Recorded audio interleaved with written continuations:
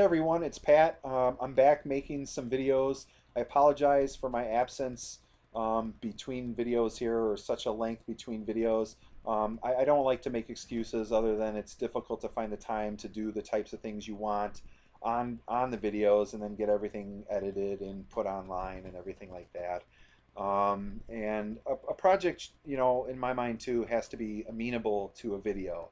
I like to do projects where I can easily demonstrate how a DIY person could put it together without being a professional, without having access to all these, super professional tools or resources. So this is such a project.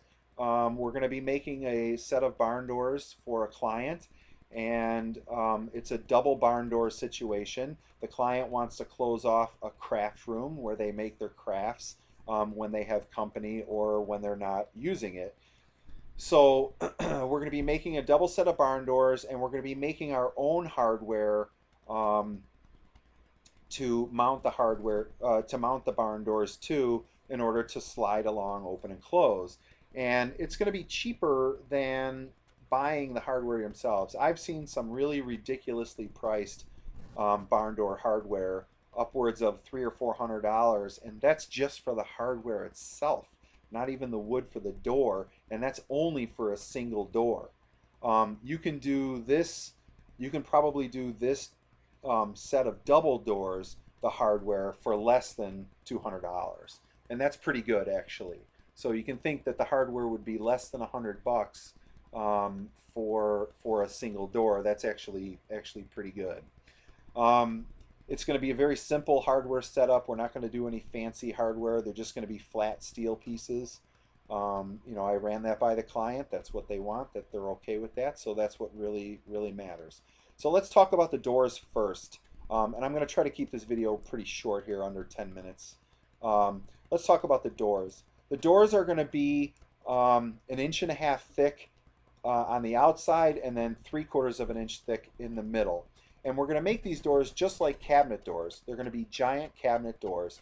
The stiles and rails are going to be 1.5 inches thick, and we're going to make those by gluing two 3/4 inch, basically two 1x4s that you can get at any Home Depot or Menards or Lowe's or any home center that you have. We're going to glue two 1x4s together, thickness wise, in order to get that 1.5 inch thickness.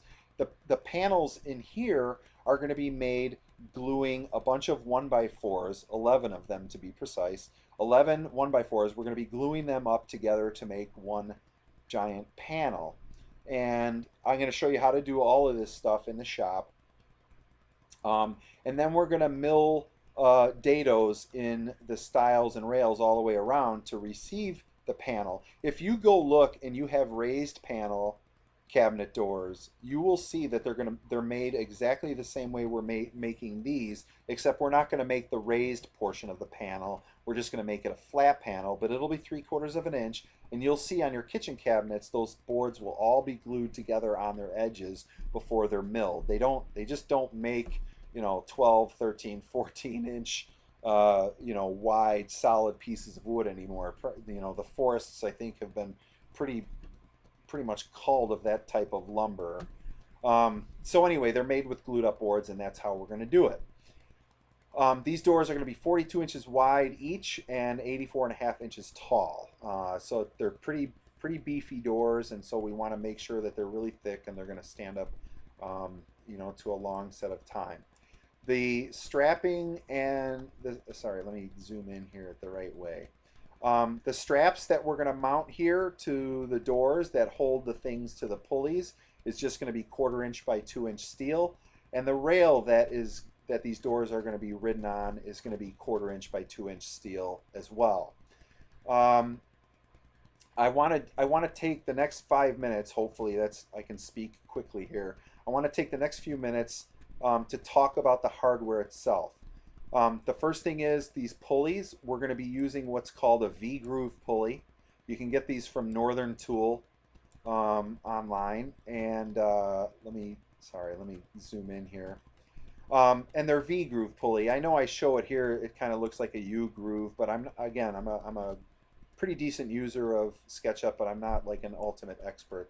But hopefully it at least shows you you know, at least that it's a pulley wheel, and that's how it's going to be put on. These pulley wheels have a bearing housing, and what that means is I can put a bolt through the middle of the pulley, and it's still going to turn smoothly because it's riding on a bunch of ball bearings that are packed in a grease. So that's actually pretty good.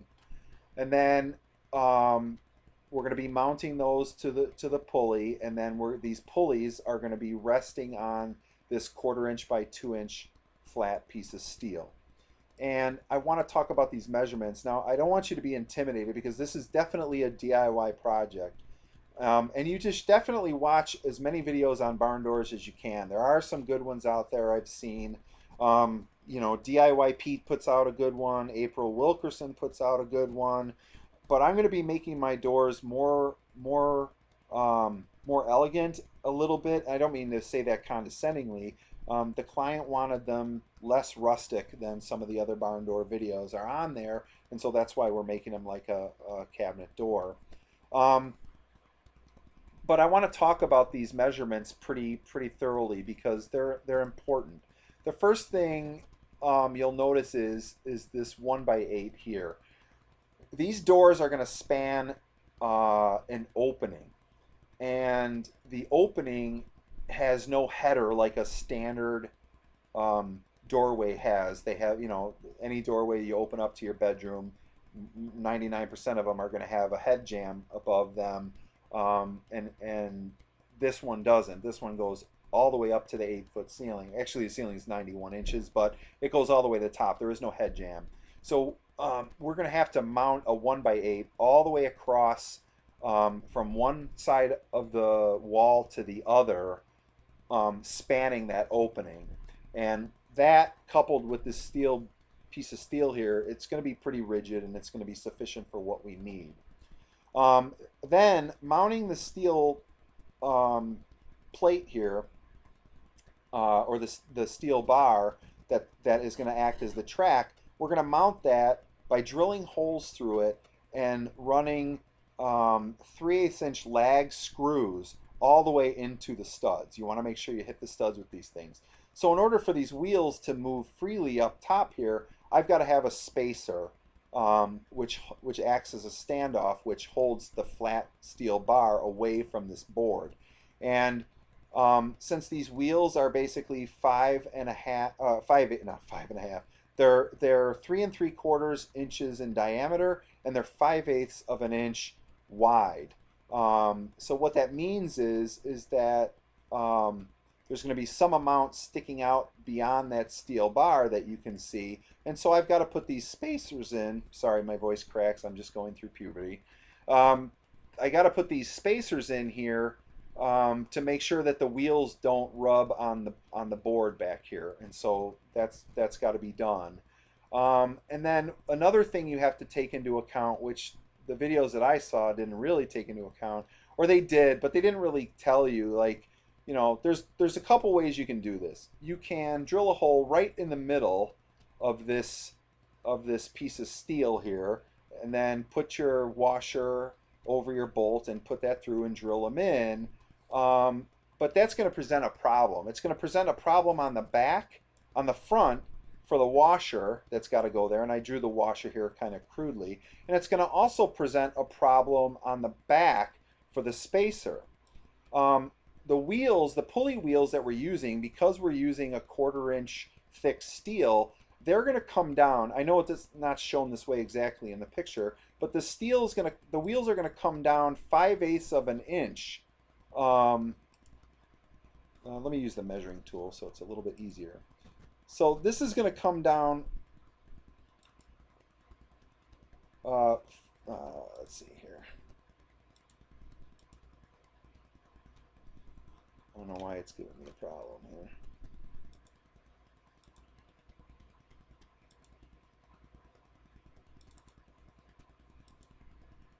Ah, come on. That's a stupid thing.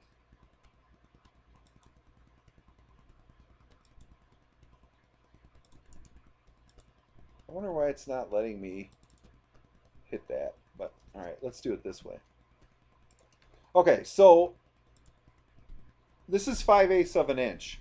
That's where the wheel's going to ride. So this whole bottom line here that you see, this line right here, is going to be the bottom of the wheel at any point. And what you can see here is if you were to just go ahead and drill your hole right through the middle of the board, or I'm sorry, the middle of the piece of steel, which is at the 1 inch mark, and you put a washer in there, you can see that that washer is going to stick up above that ride line.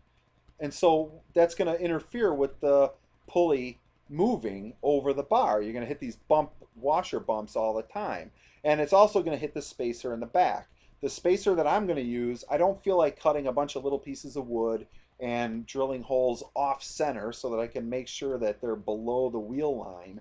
I'm instead going to use 1 inch, 3/8 inch inner diameter, 1 inch outer diameter nylon spacers for the back. And so if I do that, then that nylon spacer is also going to be sticking up above the low ride line here of the pulley wheel. So I can't just go say, oh, I'm going to drill the hole in the middle. So let's try to just do a quick calculation from an intelligence standpoint and um, try to see, how that's going to work out. So if it's 5/8 of an inch down, that means I have an inch and 3/8 left on my steel bar of free space. Oops, I don't know what that's doing.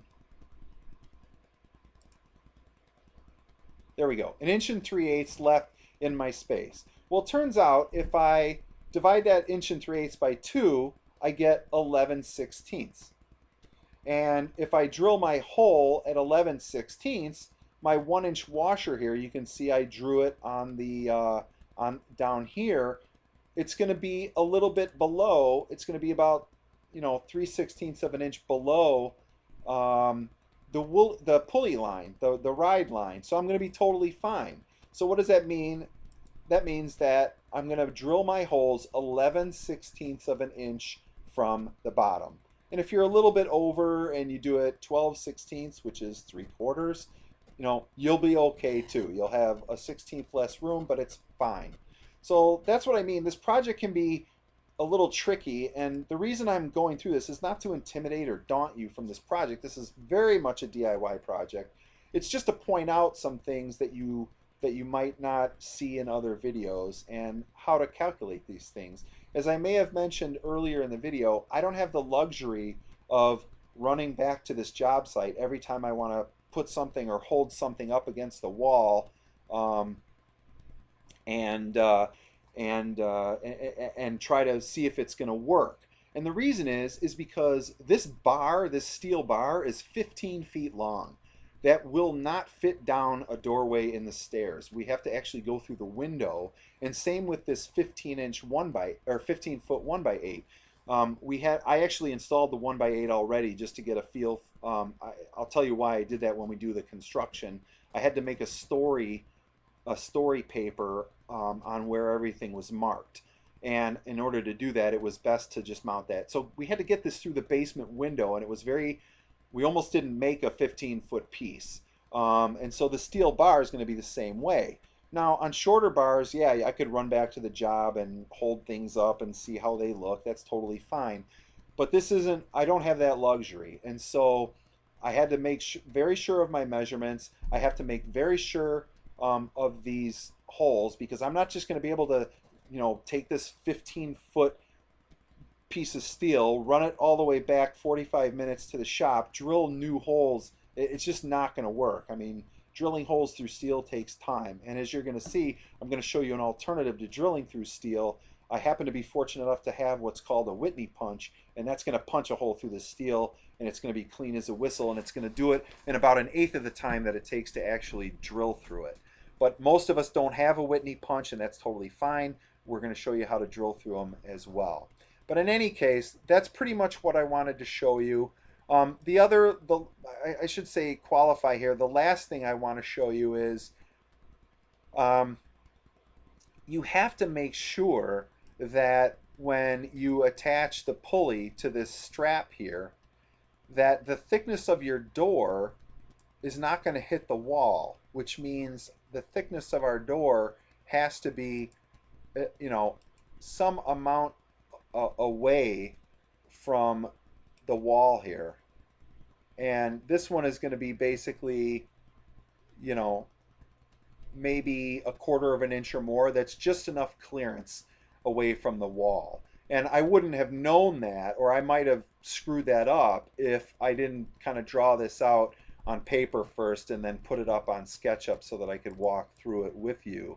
Because the door is going to be an inch and a half thick, so I got to take this 3/4, add my 3/8 spacer, add my 1/4 inch piece of steel, and I'll add like maybe another 1/8 inch for washers that I have to put so that the bearings will move freely against the flat piece of steel. The flat piece of steel can't be mounted, so close to the wheel that it rubs on the wheel. It has to be, stood off a little bit using some washers so that it will turn freely. And so let's just do a quick measurement for posterity here. If I take my 3/4 inch board, sorry, here, let me do this one. All right, if I take my 3/4 inch board, my 3/8 inch spacer, my 1/4 inch piece of steel, and my 1/8 inch,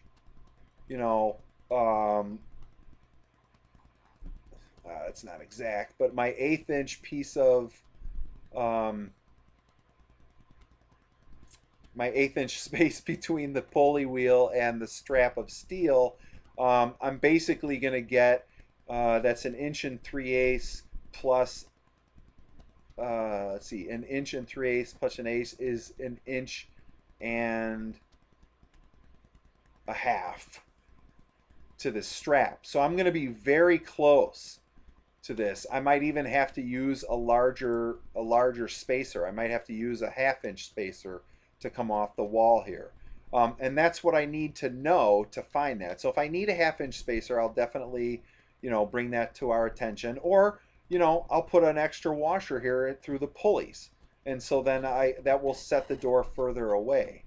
So there is some things to consider when you're doing this. I hope this didn't make it confusing or daunting for you. Once you get this stuff set, it's actually really, really straightforward to do. So I hope you enjoyed this video. I hope it, again, wasn't too confusing. You're going to see these things again during the construction and the installation. And so they're going to, by the time you get through the other videos that you'll watch, you're going to have this stuff down pretty quickly. Especially when you can see it being done. Me sitting here talking about it, may not help you 100%, but I at least kind of want to give you a head start as to the type of things that you have to start thinking of. Where to drill your holes on the steel, how far off the wall your steel has to be so that the pulleys and the door don't hit the openings, and everything like that. And again, as I said, we're going to have to do this all in one shot because I don't have the luxury of, bringing down and bringing back a piece of 15-foot steel, running it around to do it. We got to do this in one shot. So I'm going to show you how we do that in one shot and how we do it confidently. So I hope you all enjoyed the videos, and stay tuned. We're already halfway through the construction of these doors, and we've got all that video footage done. It looks good. I just got to take the time to edit it and get it up. All right, so I appreciate you watching, and I look forward to seeing you in the next video. Thanks.